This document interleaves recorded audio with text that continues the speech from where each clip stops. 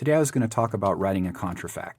A contrafact is a melody written over a pre-existing set of chord changes. For instance, you take the song I Hear Rhapsody and you write a new melody over it. That's a contrafact. It's a great way to write tunes because chord progressions cannot be copywritten, so you can play a familiar set of changes that you're accustomed to and still record the tune and play the tune without copyright infringement if you write your own melody over it. All right, let's jump in. I'm going to take the chord progression to Lazy Bird and try to write a contrafact over it from scratch. I don't have anything in mind, so this will give me an opportunity to share my process for writing a contrafact. It may be successful, it may not be, but I'll give it a go. The first thing I do is I put the chords onto the page. These are the chords basically the way I learned them, and I just have the first A section here and the bridge. The only difference between the first A and the second A is that there isn't a 2-5 at the end of that 8-bar phrase, and that would be the same as the last A. So we're just looking at the basic form of the tune. The melody I write, we're probably going to repeat the A's 3 times with variation for the ending and write one melody over the bridge. So the first thing I like to do after doing this is to edit the chords down into something basically either a reharmonization of the pre-existing chords or a simplification. In this case, I'm choosing to do a simplification. In bar 2 here, instead of 2-5, I'm just going to leave the 2, and so we'll have A minor going to C minor, going to F minor, going to B flat 7, and then on this 2-5 to G, I'm going to get rid of the 2, and we're going to go from E flat 7 straight to D7 to G, and on this turnaround, I'm going to get rid of the 5, so we'll have a 2.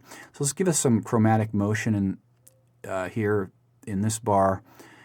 In bar 7, we'll have G, ascending to A flat minor, ascending to A minor. So I like that chromatic motion there.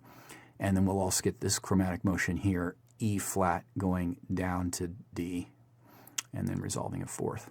On the bridge, I'm going to keep the... Sorry, I'm trying to see around my camera.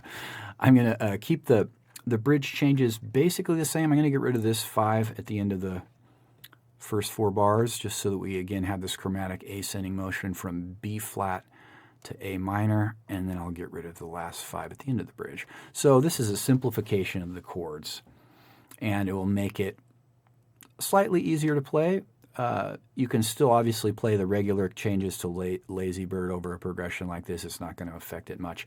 And a lot of people might jump into the regular changes after playing the head just because they're so familiar with how they like to play it. Usually when I think about writing a contrafact, I try to start with a melody note that may be similar to the melody of the tune. The melody of the tune starts on the minor 9. Maybe we'll keep that as the melody note.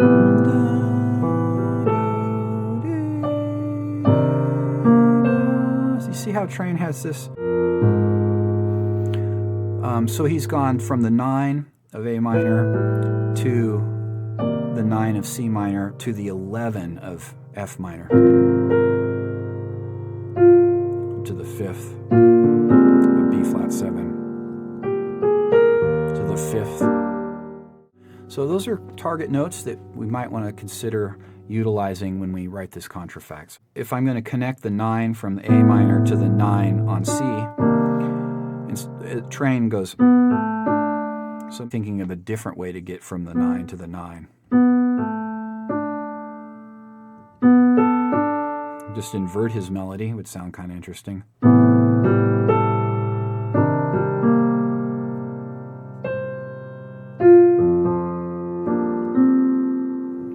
Interesting idea, maybe not, but...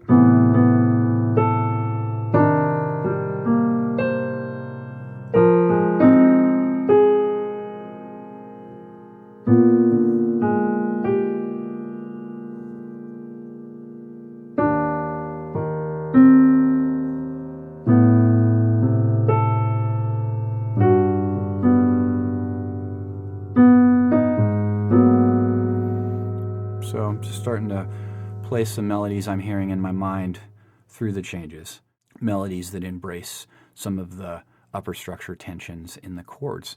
Those are pretty notes. 9s, 13s, 11s. A more stable resolution notes like 5ths on E flat major.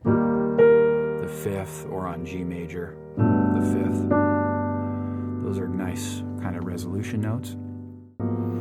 So there's some potential there, linking 9s in creative ways. So far I'm not convinced. Maybe thinking of alternating between some different tensions. Let's think about going between 9s and 11s. Maybe that would be interesting. So we've got A minor 9.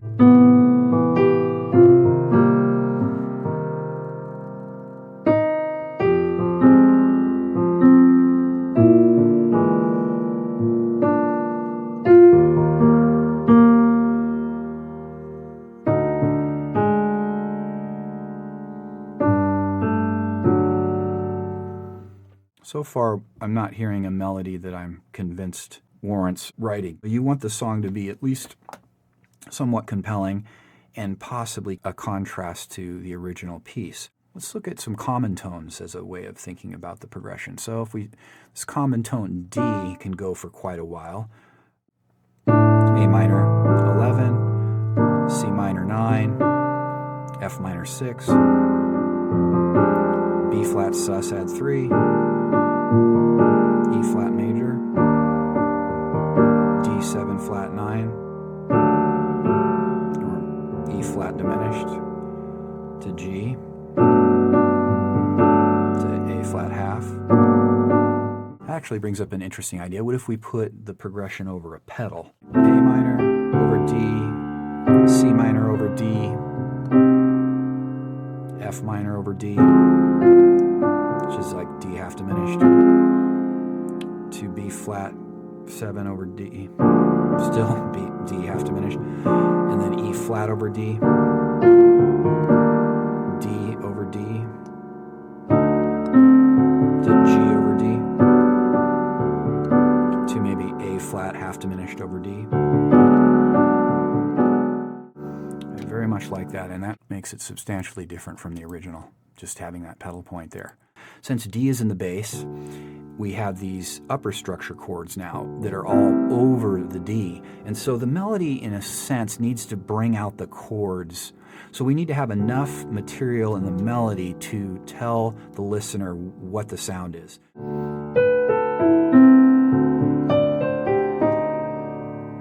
It works great.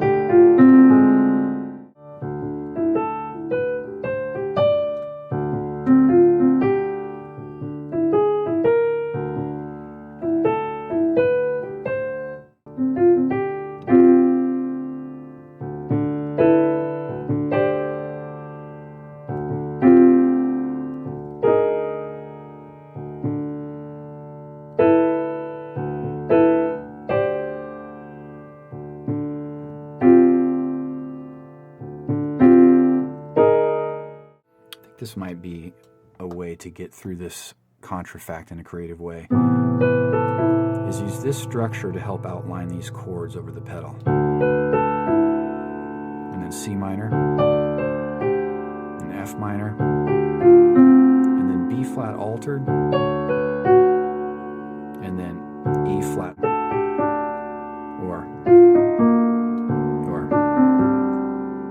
and then D7 altered,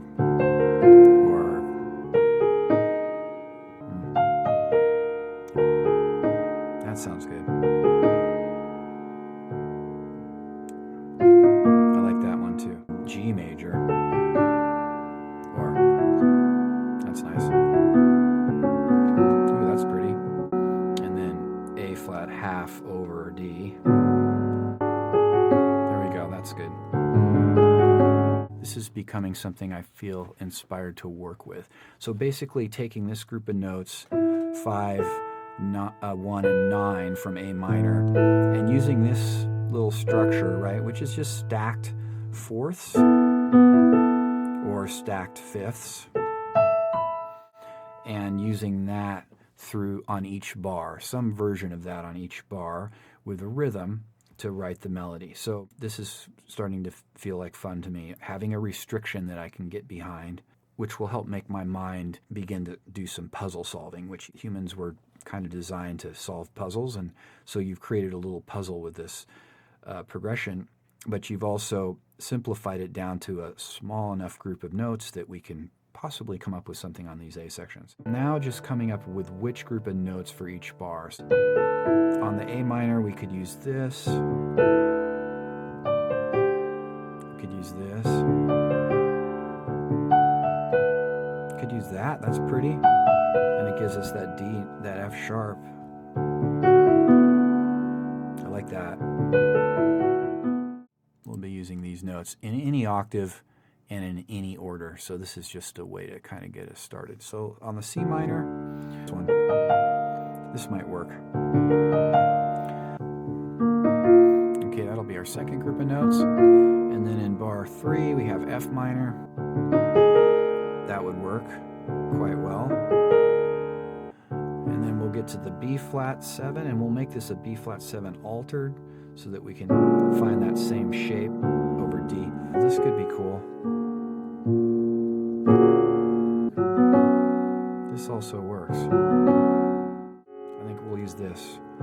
So it's going to be over the B flat altered. This will be sharp 9, sharp 5, and flat 7.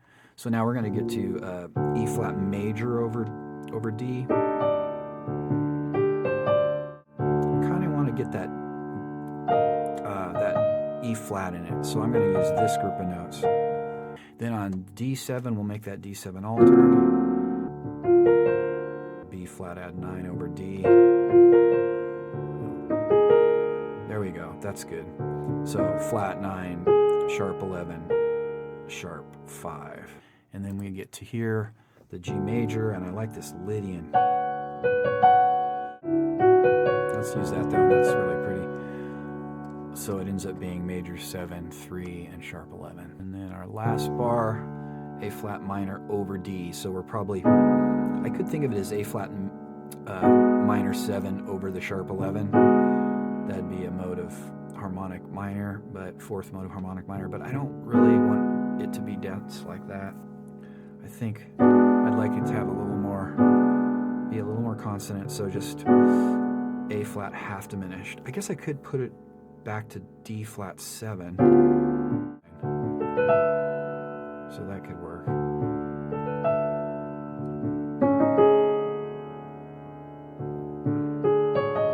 We could also make it like a Lydian dominant over the flat 9, but that's really dissonant because we end up having three half steps. Let's keep it with altered. All right, I'm going to use that. Got a good A section concept. So now it's very simple in that we're just trying to solve a puzzle. Again, this tune may not be successful, but we've limited the parameters to such a huge extent that we're going to probably come up with something that will at least work. So now that I have a restriction for the A section, I'm just going to play through these different note sets, these 3 note sets over the pedal, and just see if my ear starts coming up with something. So A minor, C minor, F minor, B flat altered, E flat major, D altered, G major, to D flat altered over D. Yeah. Now I'll do a little more rubato and just stay on each bar. A minor,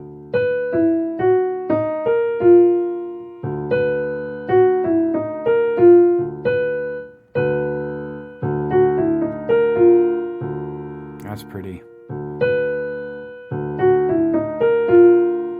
I like that.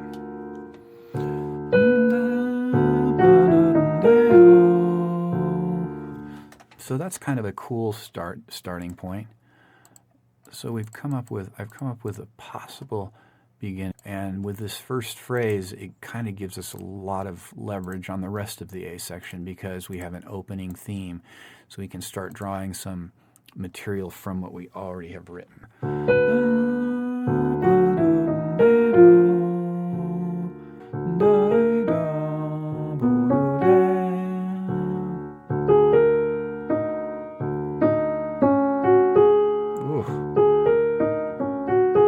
That's great.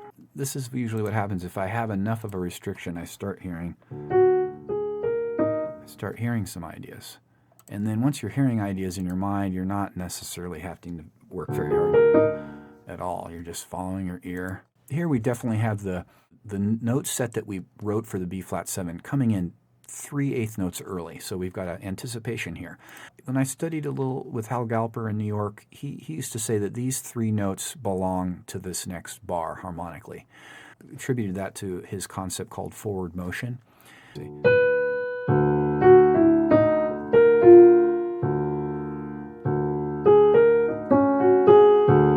Yep.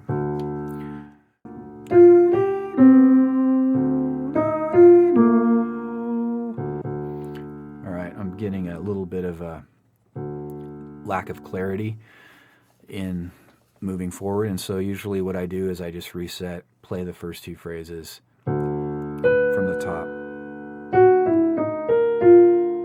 I like that.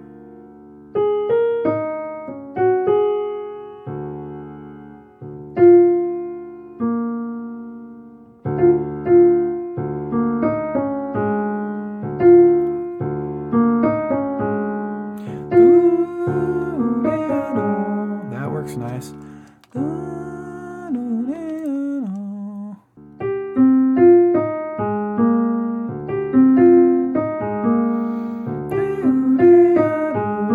I could use this group for the E flat and then this group for the altered.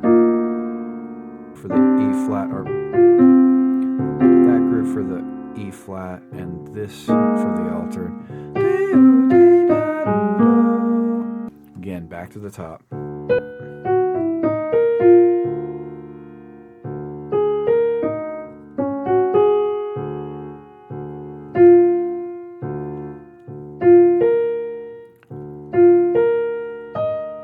Oh, that could work. That's nice. That's my group of notes on the D altered.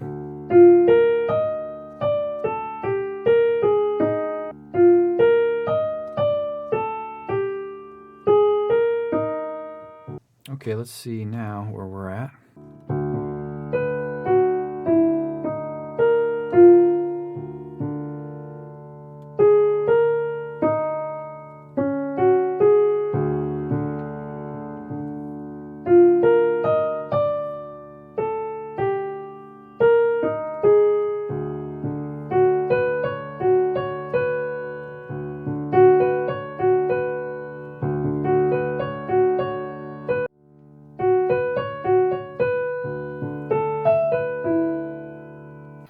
I like that last phrase.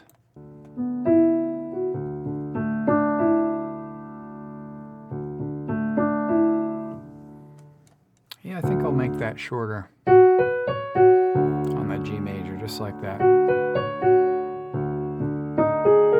Kind of hearing this now, which does, the E flat would be on the G major, so kind of like a sharp 5. And then this would be, maybe the A flat minor could still work from the original change. Oh, that's nice.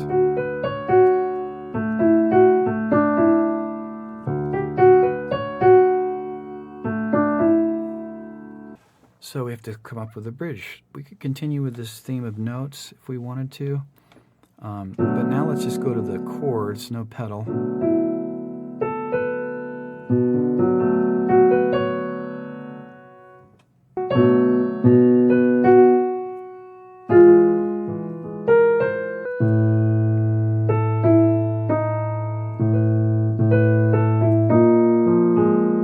Simple, that might work.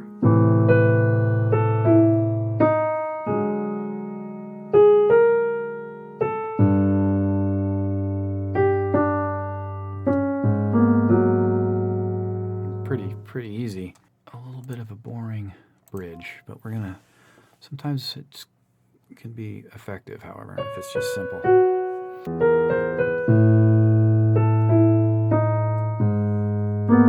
I like it, that's easy. All right, now I've put in the bridge. It's pretty simple, play through it.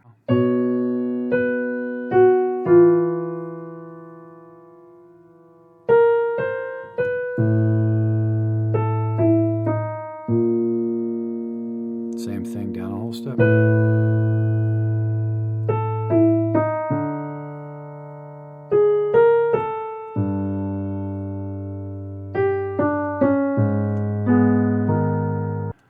So now we have an AABA.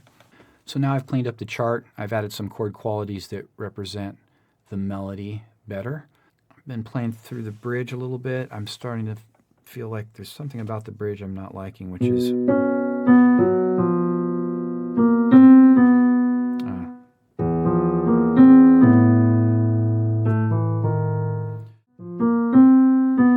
kind of want it to have for the 9 to be on the downbeat.